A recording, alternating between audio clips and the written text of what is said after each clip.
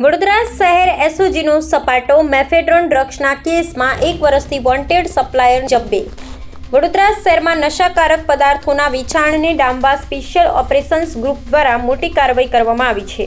મકરપુરા અને Manjalpur police station વિસ્તારમાં નોંધાયેલા એનડીપીએસ એક્ટના 2 અલગ અલગ ગુનાઓમાં સપ્લાયર તરીકે છેલ્લા 1 વર્ષથી નાસ્તા ફરતા વોન્ટેડ આરોપી મોહમ્મદ ઝુબેર ઉર્ફે સલમાન અબ્દુલ રહીમ ખાનને એસઓજીની ટીમે મધ્યપ્રદેશના ઇન્દોર ખાતેથી ઝડપી પાડ્યો છે।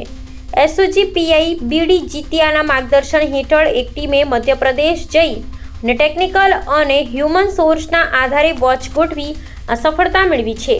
અગાઉ માંજલપુરના 77.870 ગ્રામ અને મકરપુરાના 51.97 ગ્રામ એમડી ડ્રગ્સના કેસમાં પકડાયેલા આરોપીઓની પૂછપરછ અને તપાસ દરમિયાન આ સપ્લાયર મોહમ્મદ ઝુબેરનું નામ ખુલવા પામ્યું હતું। હાલ પોલીસે તેની ધરપકડ કરી આગળની કાયદેસરની કાર્યવાહી હાથ ધરી છે।